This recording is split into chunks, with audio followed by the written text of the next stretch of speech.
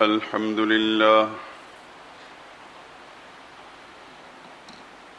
لله وكفى والسلام على عباده الذين اصطفى خصوصا على سيد الرسل وخاتم الأنبياء وعلى آله المجتبى وأصحابه الأتقياء.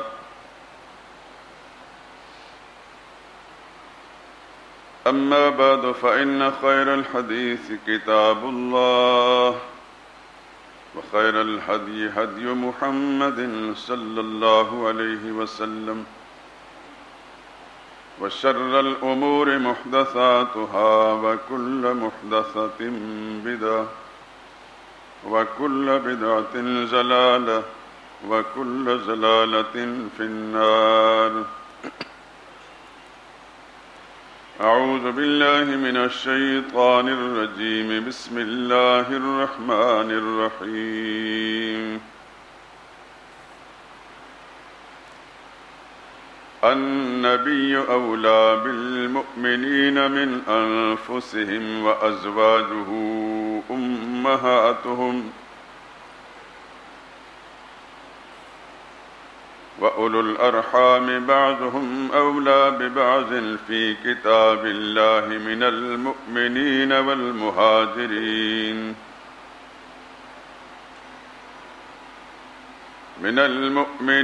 والمهاجرين إلا أن تفعلوا إلى أوليائكم معروفا كان ذلك في الكتاب مسطورا.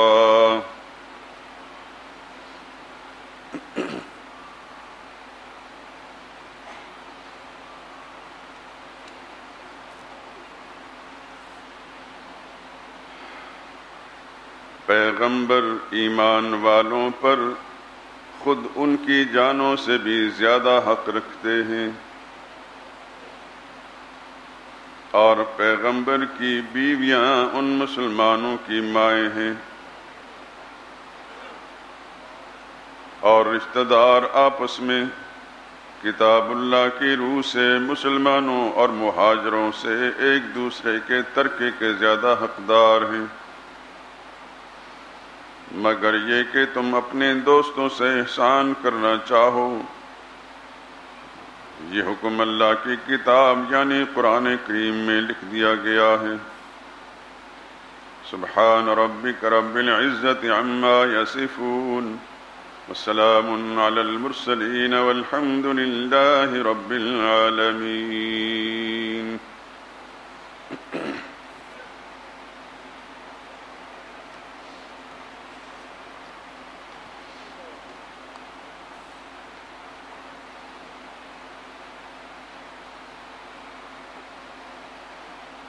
مصطفیٰ کی بیویاں ہیں امہات المؤمنین، مصطفیٰ کی بیویاں ہیں امہات المؤمنین، دین کی روح رواں ہیں امہات المؤمنین۔ آیت تطہیر پڑھ کر ہو گیا پختہ یقین، ایک طہارت کا نشان ہے امہات المؤمنین۔ خود نبی کے واسطے ان کو چنا رحمان نے، خود نبی کے واسطے ان کو چنا رحمان نے، مصطفیٰ کی رازداں ہیں امہات المؤمنین۔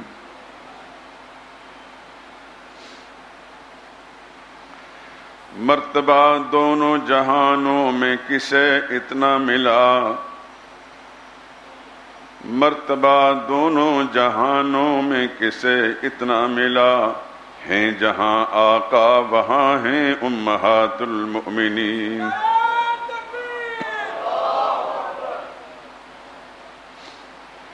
مخزن علم و عمل اور مصدر شرم و حیا، دین کی گویا داستاں ہیں امہات المؤمنین۔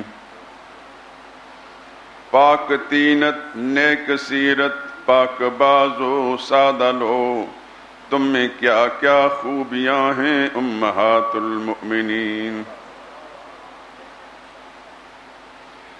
تجھ کو امت اور کیسی سرپرستی چاہیے، تجھ کو امت اور کیسی سرپرستی چاہیے، مصطفیٰ میں باپ ماں ہیں امہات المؤمنین۔ سر بھی خم نیچی نظر لب پر درود و فاتحہ، دیکھنا مدفون یہاں ہیں امہات المؤمنین۔ ان کی مدحت سے صدارت باللسان راسخ رہو، حشر میں سب کی اماں ہیں امہات المؤمنین۔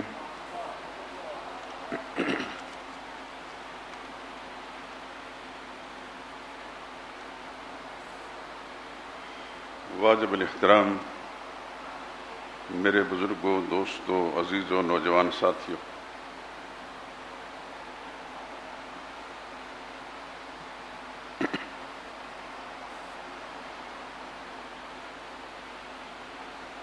پچھلے چند مہینوں سے غالب گمان ہے کہ ربیع الاول کے اوائل میں سے سرور عالم صلی اللہ علیہ وسلم کی ذات اقدس اور آپ کے مبارک خاندان اور پھر اسی کے ساتھ ہی ازواج مطہرات کا جو تذکرہ آپ سنتے چلے آ رہے ہیں، یہ بھی آپ کے علم میں ہے اور میں بھی جانتا ہوں کہ میں نے پوری تفصیل کے ساتھ کسی ہستی کا تذکرہ نہیں کیا، اور اگر ایسا ہو تو پھر شاید مہینے نہیں سال کئی برس بیت جائیں صرف محمد مصطفیٰ صلی اللہ علیہ وسلم کی ذات اقدس کا تذکرہ کر کر۔ یہ آپ کے علم میں ہے کہ میں نے چند سال پہلے پوری تفصیل کے ساتھ رسول اللہ صلی اللہ علیہ وسلم کا ذکر خیر شروع کیا تھا اور بات معراج کے واقعے تک پہنچی تھی، سن 10 نبوت تک اندازاً۔ پھر کسی وجہ سے مضمون موقوف کر دیا گیا اور دوسرے مضامین آ گئے۔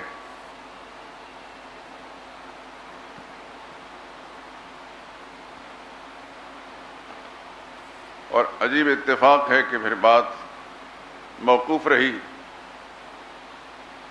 اس اثناء میں بہت سے احباب نے تذکرہ کیا، یاد دہانی کرائی کہ وہ ادھورا مضمون اس کو مکمل کرنا چاہیے۔ میرے ذہن میں بھی یہ بات تھی، لیکن ہر آدمی کی سوچ کا زاویہ مختلف ہوتا ہے۔ میری نظر اکثر ایسے مضامین پر یا ایسے حالات پر زیادہ رہتی ہے جن کا بالعموم تذکرہ نہیں ہوتا، یا انہیں دانستہ طور پر پردہ خفا میں رکھا گیا ہے، کسی خاص نظریے کے تحت، کسی مشن کے تحت، یا اس کو بگاڑا گیا ہے۔ تو میں اپنا فرض منصبی سمجھتا ہوں، اپنی صلاحیتیں جو پروردگار عالم نے مجھے عطا فرمائی ہیں ان کو استعمال کرتے ہوئے وہ مخفی گوشے، خصوصاً رسول اللہ صلی اللہ علیہ وسلم کی ذات اقدس سے متعلق بھی اور آپ کے خاندان خصوصاً ازواج مطہرات سے متعلق، ان پر کچھ گفتگو کروں، اور بہت سی غلط فہمیاں جو ہماری سیرت اور سمانے کی کتابوں کے اندر غلط باتیں پے در پے لکھی گئی ہیں اور لکھنے والے سمجھے کہ نقل در نقل کرتے چلے گئے ہیں، اور جس بھی انسان نے ان کے مضمرات پہ غور کیا تو وہ اس کو بے شمار شکوک و شبہات بھی پیدا ہوئے۔ تو پھر ان شکوک و شبہات کے نتیجے میں بہت سے فاسد خیالات جو ہیں پھیلتے ہیں، یہ بھی آپ کے علم میں ہے کہ مغربی دنیا میں حضور صلی اللہ علیہ وسلم کی ذات اقدس کے بارے میں جو طوفان بدتمیزی برپا کیا گیا کچھ ہی عرصہ پہلے، اس کا باعث بھی ہماری کتابوں کے اندر یہ غلط روایات تھیں۔ دوسرے الفاظ میں یہ کہہ لیجئے کہ ہم نے خود ہتھیار دیا ان کو کہ ہمارے پیغمبر پر یہ ہتھیار چلائیں صلی اللہ علیہ وسلم۔ میں نہیں سمجھتا کہ دانستہ طور پر کوئی مسلمان ایسا کرتا ہے یا اس کی سوچ میں اتنی خرابی ہوتی ہے، لیکن غیر دانستہ طور پر ان روایات پر جب ہم اڑ گئے تو پھر دشمن کو موقع مل گیا۔ اس لیے میں نے کچھ چیزوں کا انتخاب کیا، اور پچھلے جمعے میں یہ عرض کر چکا ہوں کہ رسول اللہ صلی اللہ علیہ وسلم کی ازواج مطہرات میں سے دو ہستیاں ایسی ہیں جن کو دشمن نے خاص طور پر ٹارگٹ کر کے ایک کی عمر کو بڑھا کر پیش کیا گیا، یعنی پہلی زوجہ مطہرہ سیدہ خدیجہ رضی اللہ تعالی عنہ کہ حضور کی زوجیت میں آئیں تو وہ 40 برس کی تھیں، جو کہ غلط بات ہے، اور جنہوں نے اس چیز پر زور دیا، یہ اس بات بڑے اصرار کے ساتھ نقل کی، ان کے دل و دماغ میں یا ان کے مقاصد میں کچھ اور چیزیں تھیں جس کی طرف ہمارے سادہ لوگ مسلمانوں کا ذہن نہیں جاتا۔ ہم مسلمان من حیث المسلمان تقلیدی ذہن کے لوگ ہیں کہ ہمارے کسی عالم نے کسی بزرگ نے جو بات لکھ لی ہم سمجھتے ہیں کہ ٹھیک ہی ہوگی۔ ہمیں ان کے ساتھ جو عقیدت ہے، جو محبت ہے، جو پیار ہے، اس کا نتیجہ یہی ہوتا ہے کہ جو بات ان سے سن لی ہم نے یا ان کی تحریر میں پڑھ لی ہم سمجھتے ہیں کہ ٹھیک ہی ہے۔ اور صحیح بات یہ ہے کہ دین کا معاملہ چلتا ہی اعتماد سے ہے۔ تقلید سے دنیا کا کوئی انسان خالی نہ ہے، نہ رہا ہے، نہ ہو سکتا ہے۔ اگر اعتماد نہیں ہوگا نا تو کوئی شخص اپنا سلسلہ نسب جو ہے اگر اپنی ماں پر اعتماد نہیں کرے گا، باپ پر اعتماد نہیں کرے گا تو اس کا سلسلہ نسب ہی مشکوک ہوگا۔ اعتماد سے ہی ہم کہہ سکتے ہیں کہ ہم اپنے باپ کی اولاد ہیں، مگر اگر ہر جگہ ہم بدگمانی کرتے گئے تو پھر ہم اپنی ماں پر بھی بدگمانی کریں گے کہ شاید اس نے خیانت کی ہو۔ تو تقلید کے بغیر تو چارہ کار نہیں۔ جو لوگ اپنے آپ کو غیر مقلد کہتے ہیں وہ بھی قدم قدم پر مقلد ہیں۔ فرق صرف یہ ہے کہ جو حنفی کہتے ہیں وہ امام ابو حنیفہ کے مقلد ہیں، اور یہ ہر مولوی ہر مسجد کے امام کے مقلد ہیں۔ تقلید کے بغیر چارہ کار نہیں ہے۔ مثال کسی درزی کو آپ کپڑا دیتے ہیں کہ مجھے سلوار قمیض بنا دیں، تو یہ سامنے گریبان بناتا ہے چاک، اگر کسی نے کالر پہنے تو کالر لگا لیتا ہے ورنہ بین لگا دیتا ہے۔ کوئی شخص یہ کہے کہ یہ تو نے ایسا کیوں کیا، تو کوئی نئی چیز پیش کر، تو نے پہلے درجے کی تقلید میں ایسا کیوں کیا، تو وہ کہے گا میں کیا کروں، پہلے سے ایسا چلا آ رہا ہے۔ چنانچہ مغربی دنیا میں جہاں آپ بھی گئے ہوں گے وہاں بھی قمیض اسی طرح کی بنتی ہے، اور مشرق کی دنیا کے اندر قمیض ایسے ہی بنتی ہے۔ یہ تقلید در تقلید کا نتیجہ ہے۔ تو دنیا کا کام ہو یا دین کا کام ہو، اس میں تقلید تو چلتی ہی ہے۔ تقلید کسے کہتے ہیں اس کا معنی بھی سمجھ لیجئے۔ تقلید کہتے ہیں کسی شخص کی دیانت اور امانت پر اعتماد کرتے ہوئے اس کی بات کو مان لینا۔ دو چیزیں ہیں، آپ کو میں فرق بتا دیتا ہوں۔ ممکن ہے کہ آپ نے کسی تحریر کے اندر پڑھا ہو یا کسی سر پھیرے نے کوئی غلط بات کہی ہو اور آپ کے ذہن کے اندر ایک شکوک و شبہ ڈال دیا ہوں۔ ایک ہے اتباع، جیسے ہم اپنے آپ کو کہتے ہیں ہم رسول اللہ کے متبع ہیں، ہم سے مطالبہ کہ فاتبعونی، اتباع کرو پیغمبر کی صلی اللہ علیہ وسلم۔ اور ایک ہے تقلید، یہ دونوں میں فرق ہے۔ اتباع کہتے ہیں کسی ایسی ہستی جن کی بات، جن کی ذات معتمد ہو، ان کی بات بھی حجت ہو، ان کی ذات بھی حجت ہو، تو ان کی پیروی کرنا، اتباع کرنا، اس کا نام اتباع ہوتا ہے۔ اور تقلید کہتے ہیں کہ کسی شخص کی ذات اپنی ذات کے اعتبار سے حجت نہ ہو، نہ ہی اس کی بات دین میں حجت ہے، لیکن اس کی دیانت اور امانت پر اعتماد کرتے ہوئے اس کی بات کو مان جائیں، اس کا نام تقلید ہے۔ مثلا ہم رسول اللہ صلی اللہ علیہ وسلم کے متبع ہیں اس لیے کہ حضور صلی اللہ علیہ وسلم کی ذات بھی حجت ہے اور آپ کی بات بھی حجت ہے، اس میں کوئی شک اور شبہ کی گنجائش نہیں ہے، اس لیے ہم حضور صلی اللہ علیہ وسلم کو مانتے ہیں، رسول اللہ صلی اللہ علیہ وسلم کی ہر بات کو مانتے ہیں، یہ اتباع ہے۔ لیکن ائمہ دین فقہا ابو حنیفہ، امام مالک، امام شافعی، احمد بن حنبل رحمہ اللہ، ان کے مقلدین یہ سمجھتے ہیں کہ نہ خود ان کی ذات حجت ہے، نہ ان کی بات دین میں حجت ہے۔ ان کی بات دین میں حجت تبھی ہوگی کہ ہم دین کے جو اصل مراکز ہیں کتاب اللہ اور سنت رسول اللہ کے ساتھ ملائیں گے، اس کے مطابق کہتے ہیں سر آنکھوں پر نہیں تو چھوڑ دیں گے۔ لیکن ہم سمجھتے ہیں کہ وہ دین کے سچے خادم تھے، ساری زندگی دین میں انہوں نے گزاری ہے، سچے پیروکار تھے، اس واسطے ان پر اعتماد کرتے ہیں، ان کی بات کو مانتے ہیں، یہ ہے تقلید۔ یہ فرق میں نے بتا دیا آپ حضرات کو۔ کئی لوگ جہالت کے مارے ہوئے کہتے ہیں ہم تو رسول اللہ کے مقلد ہیں۔ جاہلو، رسول اللہ کے مقلد نہیں ہوتے، رسول اللہ کے متبع ہوتے ہیں۔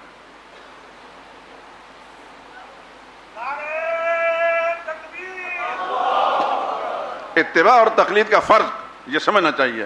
خیر، تو ہم جو تقلیدی مسلمان ہیں، جو کسی نے لکھ دیا ہم سے پہلے کسی نے، بس اس کو پڑھا تو ہم نے مان لیا۔ لیکن ہمارے جو لکھنے والے بزرگ تھے بہت سارے ایسے بھی گزرے ہیں کہ ان کا ذہن اس طرح منتقل نہیں ہوا کہ ہماری اس تحریر کا نتیجہ میں دشمن نے کیا خود ہمیں نقصان پہنچانا ہے، ہمارے پیغمبر حضرت محمد مصطفیٰ صلی اللہ علیہ وسلم کو اور ان کے گھرانے کو بدنام کرنا ہے۔ اس تقلیدی سوچ کا نتیجہ یہ نکلا کہ بہت ساری باتیں غلط ہماری کتابوں کے اندر آ گئیں، اور پھر چل سو چل، پر جب کسی طرف سے اعتراض اٹھتا ہے تو پھر ہم سخن سازیاں اور بہانہ بازیوں کے ساتھ اس غلط بات کو سچ ثابت کرنے کی کوشش کرتے ہیں۔ جو غلط بات غلط ہی ہوتی ہے، اس کے لیے لاکھ بھی کوشش کیجیے، وہ غلط صحیح نہیں ہو سکتی۔ تو میں عرض کر رہا تھا کہ حضور صلی اللہ علیہ وسلم کی 13 ازواج مطہرات، یہ بھی مجھے یہ لفظ اس لیے کہنا پڑ رہا ہے کہ ہمارے مہربانوں نے ہم پر یہ بھی مہربانی کی ہے کہ رسول اللہ صلی اللہ علیہ وسلم کی 13 کی بجائے 11 ازواج مطہرات لکھی۔ یاد رکھیں رسول اللہ صلی اللہ علیہ وسلم کی کوئی کنیز نہیں تھی کہ حضور نے کنیز کے طور پر اس کو رکھا ہو اور پھر رسول اللہ صلی اللہ علیہ وسلم سے اس کی کوئی اولاد ہوئی ہو۔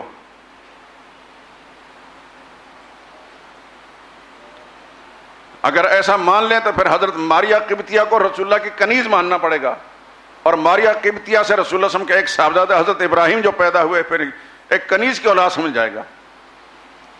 اس واسطے ان مہربانوں کی کس مہربانی کا میں تذکرہ کروں؟ رسول اللہ صلی اللہ علیہ وسلم کی 13 ازواج تھی۔ 13 ازواج میں سے پہلی زوجہ مطہرہ سلام اللہ علیہ سیدہ خدیجہ رضی اللہ تعالی عنہا، ان کو دشمن نے ٹارگٹ کیا اور ان کی عمر بڑھا کر پیش کی کہ حضور صلی اللہ علیہ وسلم نے جب ان کے ساتھ نکاح کیا تو حضور کی عمر 25 سال تھی اور ان کی عمر 40 سال تھی۔ یہی سنا نا آپ نے؟ اس کے پیچھے جو جذبہ کار فرما تھا میں شاید ذکر کر چکا ہوں، یاد ہوگا کہ نہیں یاد تو پھر میں ذکر کر دیتا ہوں۔ اصل یہ عمر بڑھا کر پیش کرنے میں جذبہ یہ تھا کہ 40 سال کے بعد عورتیں ایک آدھ بچہ تو جنتی ہیں، لیکن لگاتار 6 یا 8 بچے جنم دیں یہ بالکل عادتاً ممکن نہیں ہوتا۔ اس زمانے میں آپ کے علم میں ہے کوئی 40 سال سے بڑھ کر عمر والی کوئی عورت ہو اور اس نے بہت سارے بچے دیے ہوں؟ اللہ قادر مطلق، اللہ تو جو چاہیں کریں، لیکن ایک عام جو عادت ہوتی ہے، عادت کے مطابق 40 سال سے بڑی عمر کی خاتون جو ہیں وہ یکے بعد دیگرے 4 بیٹیاں اور 2 بیٹے یا 4 بیٹے جنم دیں، ایسا نہیں ہوتا۔ جبکہ وہی خاتون اس سے پہلے 5 بچے 2 شوہروں سے بیوہ ہو چکی ہوں اور 5 بچے بھی ان کے 2 شوہروں سے ہوں، ایسا بہت کم ہوتا ہے۔ سیدہ خدیجہ رضی اللہ تعالی عنہا حضور کی زوجیت میں آنے سے پہلے 2 شوہروں سے بیوہ ہو چکی تھیں. یہ بات میں پہلے کہہ چکا ہوں لیکن دہراتا اس لیے تاکہ ذہن میں پکی ہو جائے.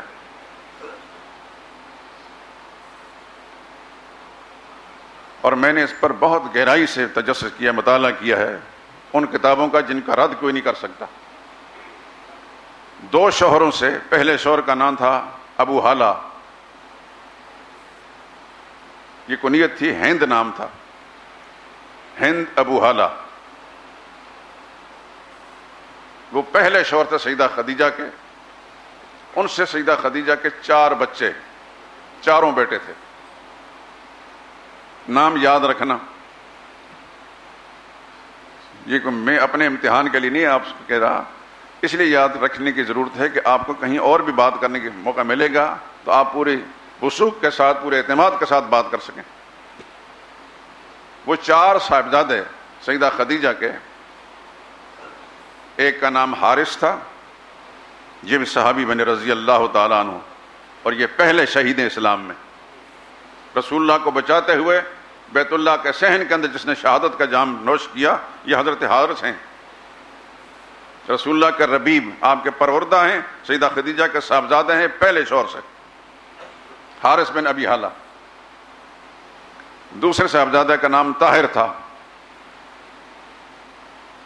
صحابہ کا تذکرہ جن لوگوں نے لکھا ہے، خصوصاً علامہ حافظ بن ابن حجر عسقلانی، یہ 6 7ویں صدی ہجری کے بہت بڑے محدث ہیں، دنیا اسلام کی مانی ہوئی شخصیت. امام بخاری کی کتاب بخاری کی جو شرح لکھی ہے فتح الباری کے نام سے، پوری دنیا میں اس کا نام ہے.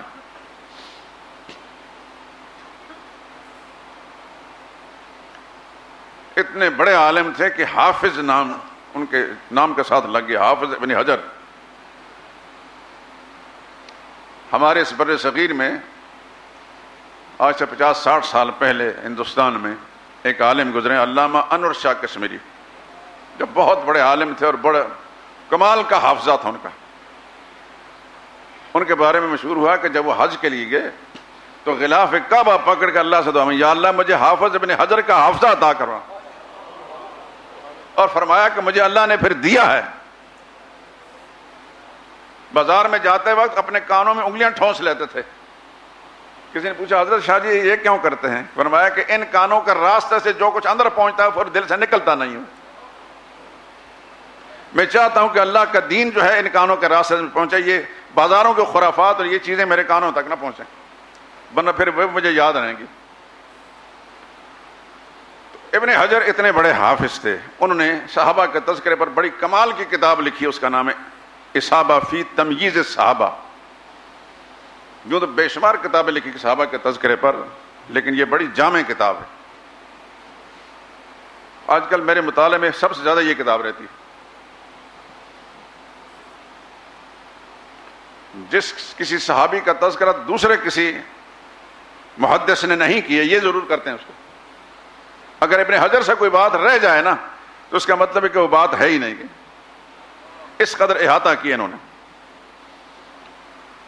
تو حافظ ابن حجر عسقلانی نے کہا کہ پہلے صاحبزادے کا نام حارث تھا، دوسرے صاحبزادے کا نام طاہر تھا، تیسرے کا نام حالہ تھا، اور چوتھے کا نام ہند تھا.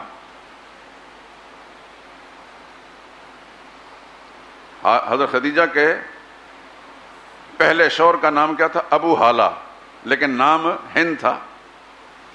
ابو حالہ یا حالہ کا باپ. تو ایک بیٹا جس کا تذکرہ میں نے کیا اس کے نام سے ابو حالہ ان کی کنیت تھی. وہ 4 صاحبزادے تھے، پہلا حارث، طاہر، حالہ اور ہند. اپنا نام بھی ہند ہے اور بیٹے کا نام بھی ہند ہے، لیکن ابو حالہ کے نام سے زیادہ مشہور ہیں. وہ جب وفات پا گئے تو سیدہ خدیجہ رضی اللہ تعالی عنہا نے دوسرا نکاح کیا،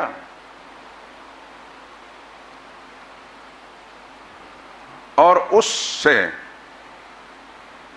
سیدہ خدیجہ رضی اللہ تعالی عنہا کی ایک بیٹی پیدا ہوئی. اس بیٹی کا نام بھی ہند تھا. حیرت ہوگی کہ پہلے شوہر کا نام بھی ہند ہے، اس شوہر سے ایک بیٹا اس کا نام بھی ہند ہے، دوسرے شوہر سے ایک بیٹی ہے اس کا نام بھی ہند ہے. اس زمانے میں ان چیزوں میں کوئی باک نہیں محسوس کیا جاتا تھا.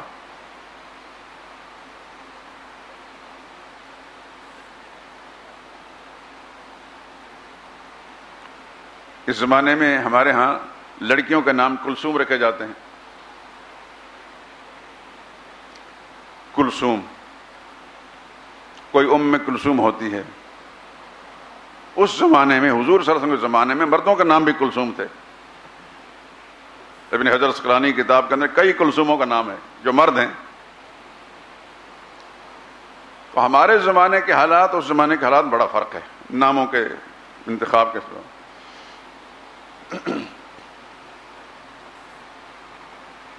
دوسرے شوہر کا نام عتیق تھا. عتیق بن عائز قبیلہ مخزوم سے تھے. ان کی ایک بیٹی تھی اس کا نام ہند تھا. تو کل کتنے بچے ہو گئے؟ 5 بچے. 5 بچوں سمیت رسول اللہ صلی اللہ علیہ وسلم کی زوجیت میں آئیں. اگر ہم یہ مان لیں کہ وہ 40 سال کی عمر میں حضور کی زوجیت میں آئی ہیں تو پھر رسول اللہ صلی اللہ علیہ وسلم کی 4 صاحبزادیاں سیدہ زینب، سیدہ رقیہ، سیدہ ام کلثوم، سیدہ فاطمہ، اور پھر 2 صاحبزادے حضرت قاسم اور حضرت عبداللہ، یہ 6 بہن بھائی ہو گئے.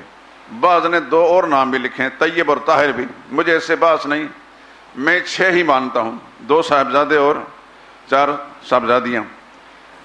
تو 40 سال کی عمر کو خاتون کو پہنچ جائے اور اس سے پہلے بھی 5 بچوں کو جنم دے چکی ہو تو عادت کیا، عقل کیا کہتی ہے کہ بالعموم اتنی بڑی عمر کی خاتون جو ہے اتنے بچوں کو جنم نہیں دیتی.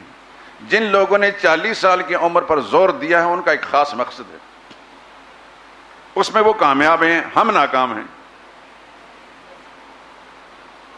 وہ کامیاب اس لیے ہیں کہ وہ کہتے ہیں کہ حضور صلی اللہ علیہ وسلم کی ایک ہی صاحبزادی تھی حضرت فاطمہ، ان کا مقصد ہو گیا پورا. باقی 3 صاحبزادیوں کا انکار ہو گیا. بھئی وہ کہاں ہیں؟ کہنے لگے وہ پہلے شوہروں سے تھی. یہ تکلیف کیا ان کو اس لیے ہے کہ اگر وہ صاحبزادیاں بھی حضور صلی اللہ علیہ وسلم کی مانی گئیں تو پھر ان کے شوہر بھی ماننے پڑیں گے، تو وہ شوہر بھی رسول اللہ کے داماد ہوں گے. انہیں گوارا نہیں کہ حضرت علی کے علاوہ کسی اور کو رسول اللہ کا داماد بننے کا شرف حاصل ہو. اس وجہ سے بیٹیوں کا انکار کر دیا، نہ بیٹی ہوگی تو نہ داماد ہوگا. ہم سکولوں میں جب پڑھتے تھے تو ہمارے اساتذہ ہمارے ذہن کا امتحان لینے کے لیے کچھ اشعار، اب تو خیر بچے اتنے اللہ کی پناہ جو موجودہ نظام میں تعلیم ہے، نہ لکھنا آتا ہے نہ پڑھنا آتا ہے. میں جب سوچتا ہوں کہ میں پرائمری میں جب پڑھتا تھا تو میں مشکل سے مشکل املا جو مجھ سے لکھوایا کرتے تھے میں لکھ لیا کرتا تھا. آج تک مجھے اسی طرح یاد ہے. یہ اس وقت اتنی صلاحیت تھی. اب تو میٹرک کا بچہ جو ہے وہ اس کو لکھنا نہیں آتا. یہ ہے نظام تعلیم. ہمارے استاد نے ہم سے کہا کہ اس شعر کا مطلب بتاؤ. مگس کو باغ میں جانے نہ دینا کہ ناحق خون پروانے کا ہوگا.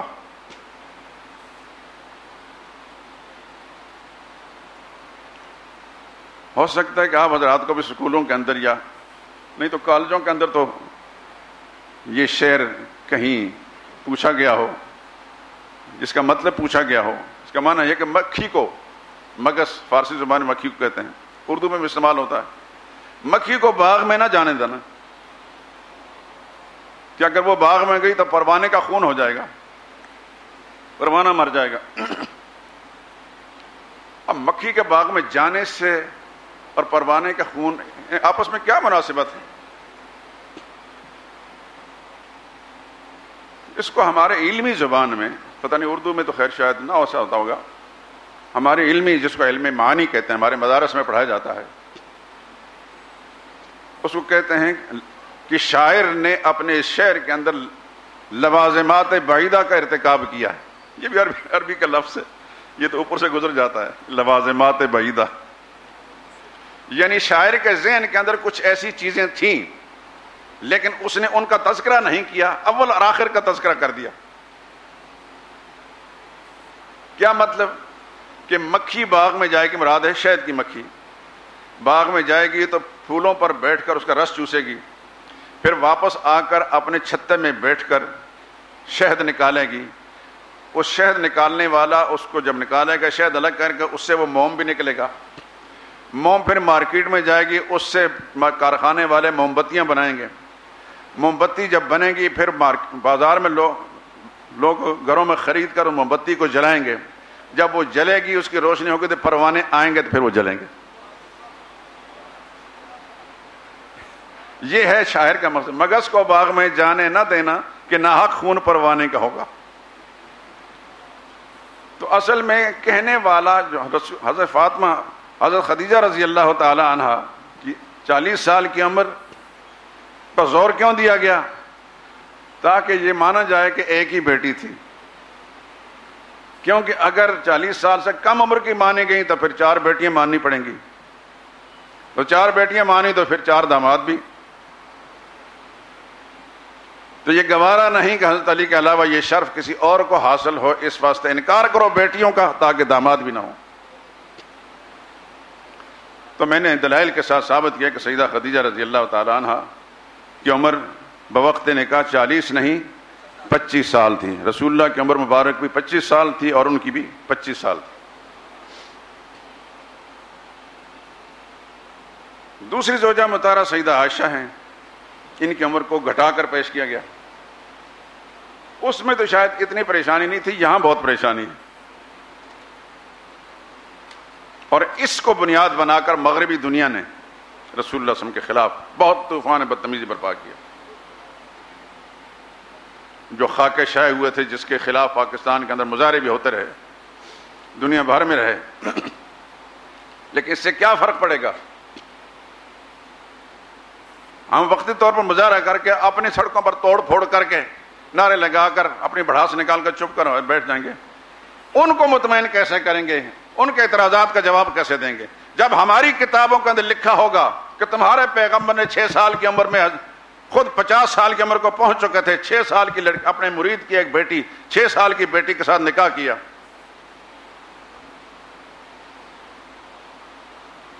ہم تو مطمئن ہو جائیں گے کہ ہمارے بڑوں نے ہمیں چون کہا ہے، اس واسطے ٹھیک ہی کہا ہوگا، انہیں فلاں کتاب میں، انہوں نے فلاں کتاب میں فلاں کتاب میں پڑھا، ٹھیک ہی کہا ہوگا۔ ہم چونکہ تقلیدی ذہن کے لوگ ہیں مان لیتے ہیں، لیکن وہ تو دلیل کے ساتھ مانیں گے۔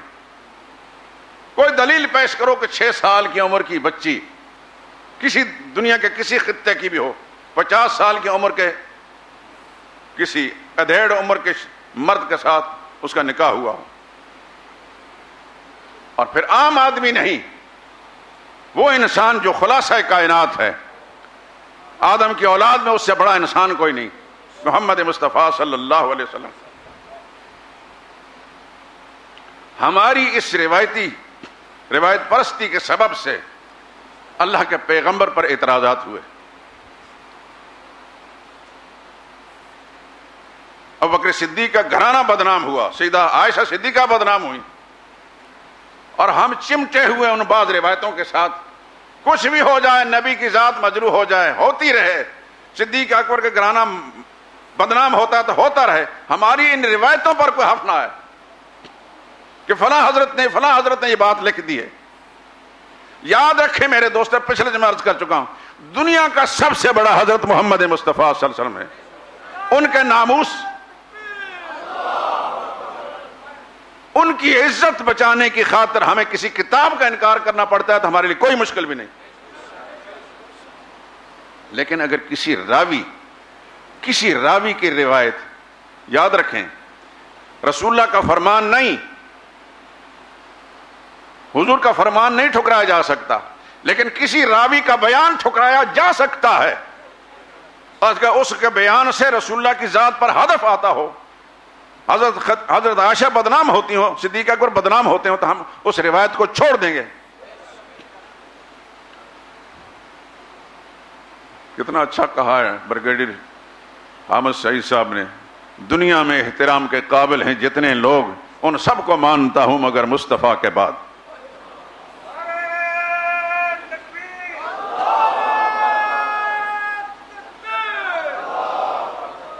مجھے یہ پتا چلا ہے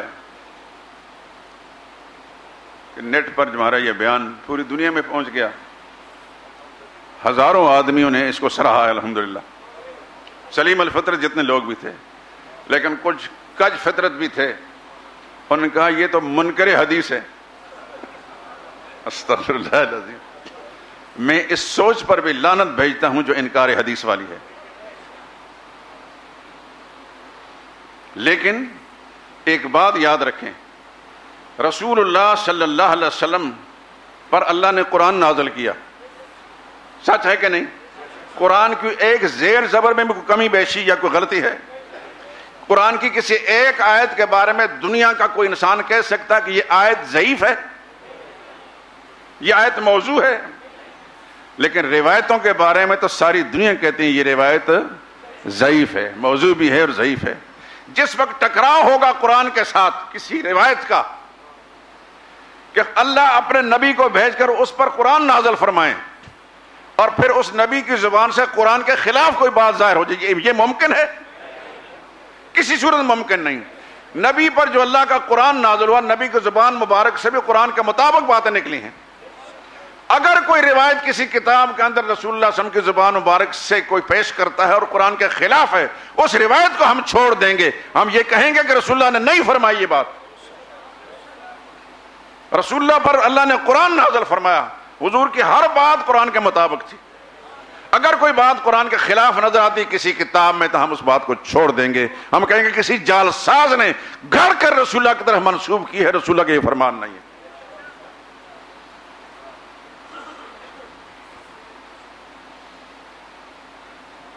پچھلے جمعے اور اس سے پچھلے جمعے میں بہت سارے دلائل کے ساتھ سیدہ عائشہ رضی اللہ تعالی عنہا کی عمر کے بارے میں بتا چکا ہوں کہ حضور کی زوجیت میں آنے یعنی نکاح کے وقت عائشہ صدیقہ کی عمر کم از کم 16 برس تھی اور رخصت کی کم از کم 19 سال تھی۔ 6 سال یا 9 سال والی روایت صحیح نہیں ہے۔ 16 سال میں نکاح ہوا اور 19 سال میں رخصتی ہوئی۔ ایک دو باتیں اور عرض کر دیتا ہوں۔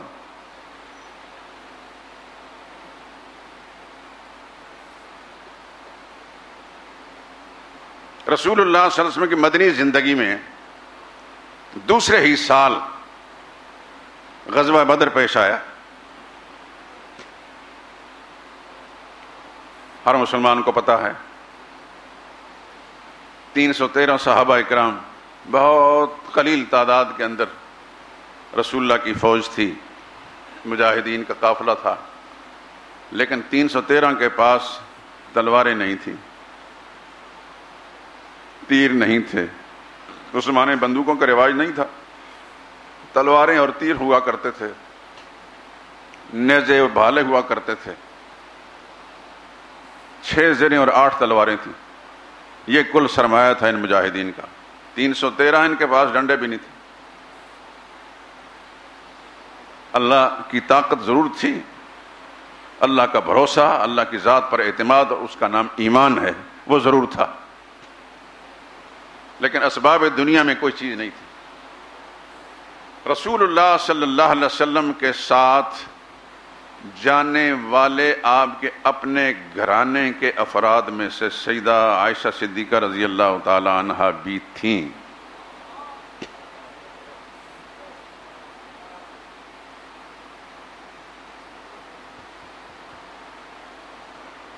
مسلم شریف میں یہ روایت موجود ہے، ایک تفصیل موجود ہے، فرماتی ہیں کہ جب ہم مدینہ سے تقریباً 4 میل، اس جگہ کا نام مسلم شریف کے اندر شجرۃ الوبرہ، اس مقام پر پہنچے تو ایک شخص رسول اللہ صلی اللہ علیہ وسلم کے سامنے آیا۔ وہ اپنی جنگی مہارت میں اور دلیری اور بہادری میں بڑا معروف تھا۔ صحابہ اکرام کے سامنے اس نے آ کر رسول اللہ صلی اللہ علیہ وسلم سے عرض کیا کہ میں بھی آپ کے ساتھ اس جنگ میں آپ کا ساتھی بن کر جانا چاہتا ہوں، میں بھی جنگ کروں گا آپ کے دشمن کے خلاف، اور آپ کو جو تکلیف پہنچے گی وہ تکلیف میں بھی برداشت کرنے کے لیے تیار ہوں۔ اس کی اس بات کو سن کر صحابہ اکرام ام المومنین فرماتی ہیں کہ سب خوش ہوئے کہ ایسا دلیر، ایسا بہادر، ایسا جنگجو ماہر انسان ہمارے ساتھ ہوگا تو بڑا فائدہ ہمیں ہوگا۔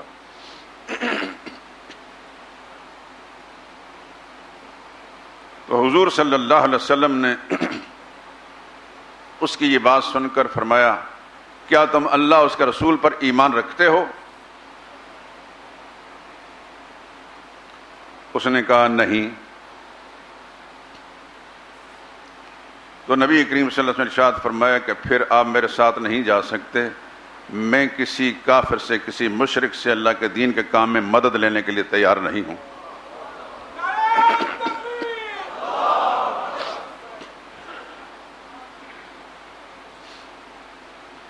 فرماتی ہیں کہ کچھ آگے گئے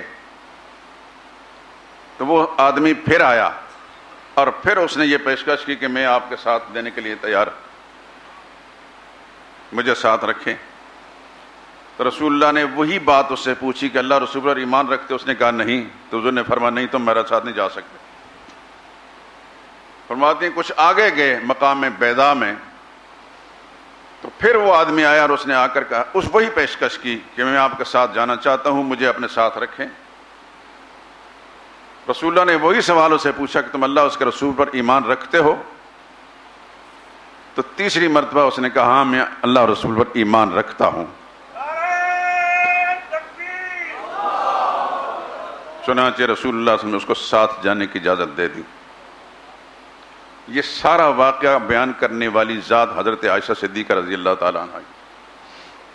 یہاں ایک بات میں آپ عرض کرتا ہوں اور دعوت فکر بھی ہے کہ مطالعہ کریں آپ، انشاءاللہ العزیز میری باتوں کے ایک ایک لفظ کی تصدیق ہوتی رہے گی۔ نبی کریم صلی اللہ علیہ وسلم کا اسوہ مبارکہ یہ تھا، کسی بھی مجاہد کو، کسی بھی نوجوان کو جب تک وہ 15 سال کی عمر کا نہیں ہوتا تھا جنگ میں جانے کی اجازت نہیں دیتے تھے۔ اس بات کو لکھ لیں دل پر۔ یہ آپ کا طریقہ مبارکہ تھا کہ کسی بھی نوجوان جو کتنا ہی جوش و جذبے سے سرشار کیوں نہ ہو، اگر اس کی عمر 15 سال سے کم ہوتی تھی تو رسول اللہ صلی اللہ علیہ وسلم اس کو جانے کی اجازت نہیں دیتے تھے۔ چنانچہ غزوہ احد کے اندر 4-5 صحابہ کا تذکرہ ہے، اس میں حضرت انس کا نام بھی ہے، حضرت عبداللہ بن عمر کا نام بھی ہے، بلکہ عبداللہ بن عمر کا مکالمہ رسول اللہ سے موجود ہے۔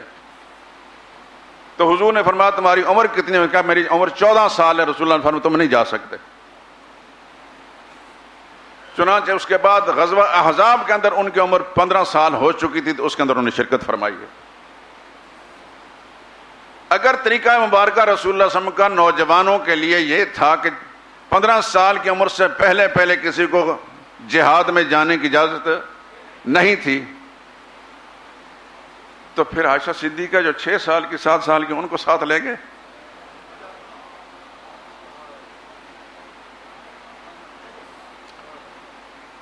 ہمارے یہ یار لوگ جو کہتے ہیں نا کہ حضور صلی اللہ علیہ وسلم نے نکاح کیا تو 6 سال کی عمر تھے، جب رخصتی تو 9 سال کی، 10 سال کی مان لیتے ہیں۔ 9 سال میں رخصتی اور 10ویں سال کے اندر غزوہ بدر پیش آ گیا ان کے لیے۔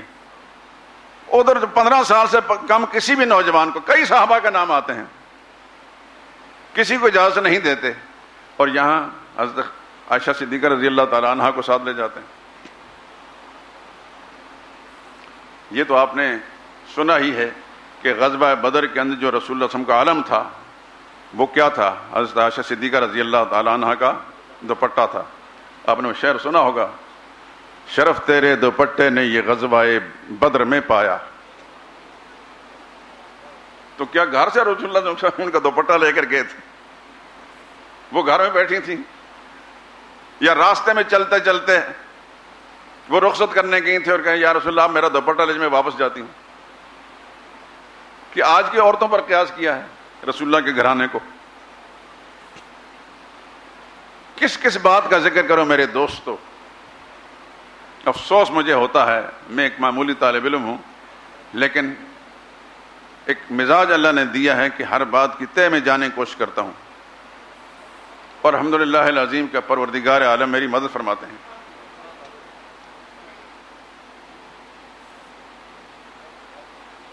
پھر غزوہ احد پیش آیا،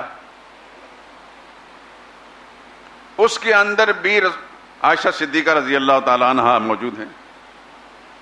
اسی غزوہ کے اندر بہت سارے صحابہ کرام جو نوجوان تھے، جذبہ جہاد سے سرشار تھے، صرف 1 سال عمر کم تھی 15 سے، ان کو اجازت نہیں دی، لیکن عائشہ صدیقہ جا رہی ہیں،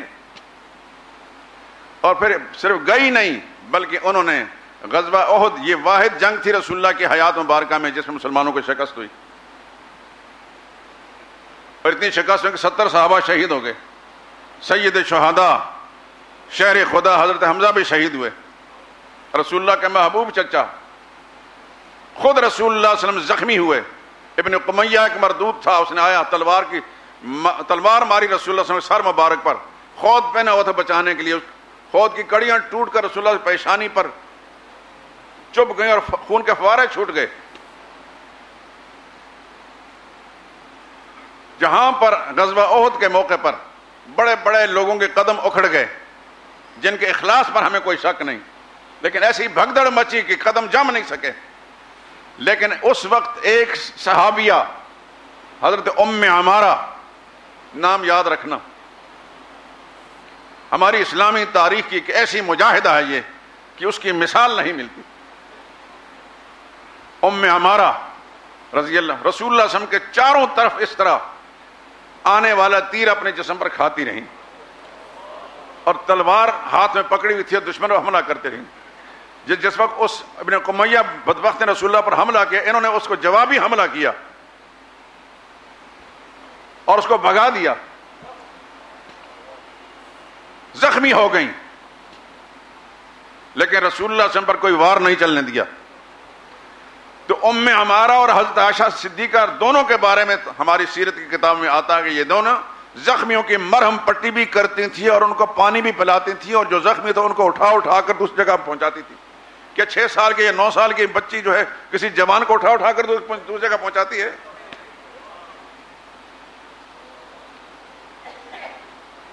یعنی لکھتے وقت یہ سوچتے نہیں کہ آگے چل کر ہمارے ہی قلم سے کچھ اور لکھا جائے گا، اس کا ہم کیا جواب دیں گے؟ یہ بالکل واضح طور پر ہر کتاب کے اندر لکھا ہے کہ غزوہ احد کے اندر حضرت عائشہ صدیقہ رضی اللہ تعالیٰ عنہ نے شرکت فرمائی، زخمیوں کو پانی پلانا، مجاہدین کو پانی پلانا، زخمیوں کو اٹھا کے دوسرے مقامات پر پہنچانا، ان کی مرہم پٹی کرنا، یہ حضرت صدیقہ اور حضرت ام عمارہ یہ دونوں کا کام تھا۔ بلکہ ام سلیم ایک تیسری صحابیہ وہ بھی یہ کام کر رہی تھی، یہ حضرت انس کی والدہ ہیں۔ تو 10 سال کی بچی جو ہے یہ سارے کام کر رہی ہے، کیا تماشا ہے۔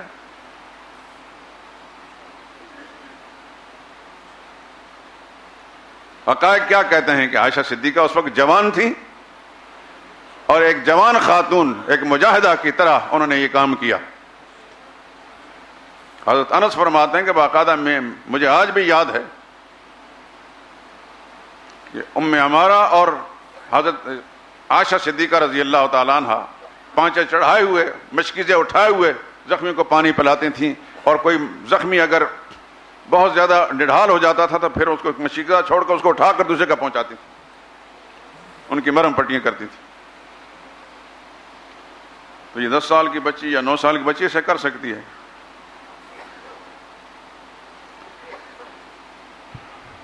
دشمن نے ایسا کھیل کھیلا ہے کہ آج تک ہم اسے جان نہیں چھڑا سکے، ایسے الجھ گئے ہم۔ میں نے ابھی بتایا نا کہ ہمارے جب بیانات نیٹ پر دنیا میں پہنچے تو ہمارے وہ ڈاکٹر صاحب بتا رہے ہیں کہ چند ایک کج فطرت کہتے ہیں یہ تو لگتا ہے کہ کوئی منکر حدیث ہے۔ مجھ پر یہ فتویٰ بھی لگ گیا، وہابیوں نے کا فتویٰ بڑا پرانا تھا، اب منکر حدیث کا بھی فتویٰ لگ گیا۔ اس 40 برس کے اندر جتنے بھی آپ حضرات سنتے رہیں، یہ کبھی بھی میری زبان سے، میرے قول سے، میرے رویے سے انکار حدیث کی کوئی بو آئی ہوگا آپ کو؟ میں ایسی سوچ پر اس آدمی پر جو رسول اللہ کے فرمان کا انکار کرتا ہے لعنت بھیجتا ہوں۔ میرے نزدیک نبی بھی سچے ہیں صلی اللہ علیہ وسلم، نبی کی ہر بات سچی ہے، بشرطے کہ صحیح دلائل کے ساتھ پہنچو۔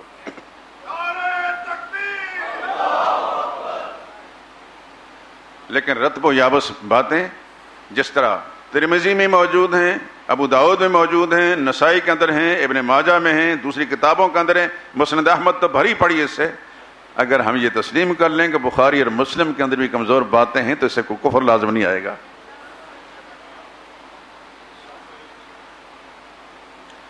جس طرح امام ترمذی کی کتاب میں ضعیف اور موضوع باتیں آنے سے مسلمانوں کے دل میں امام ترمذی کی عظمت خراب نہیں ہوئی، ان کی عظمت اسی طریقے سے ہے. امام ابو داؤد کی عظمت اسی طرح ہے.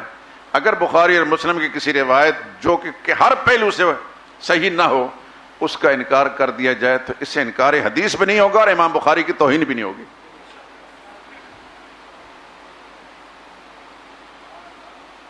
ہمارے لیے مشکل یہ رہی ہے کہ یہ 6 سال اور 9 سال والی روایت بخاری میں آ گئی ہے اور مسلم میں آ گئی.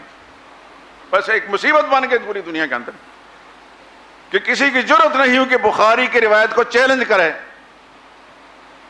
فتویٰ لگ جاتا ہے کہ یہ تو منکر حدیث ہے. ہم فتووں سے نہیں ڈرتے بھائی، سیدھی سی بات ہے.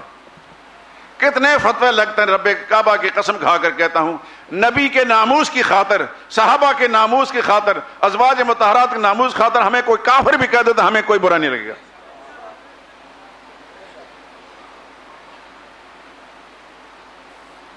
سب بزرگوں کو مانتے ہیں، خدا گواہ ہے ہماری اس بات پر.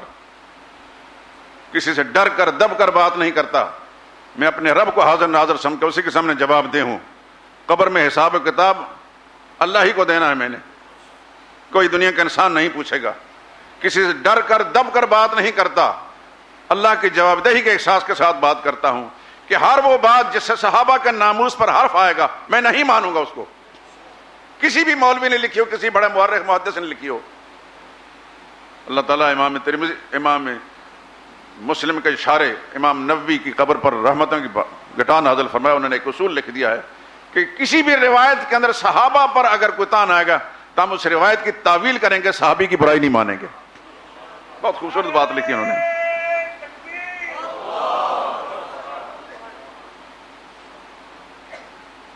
یہی سمجھیں کہ راوی نے گڑبڑ کی ہے اور راوی گڑبڑ کرتے رہے، ہر زمانے میں کرتے رہے.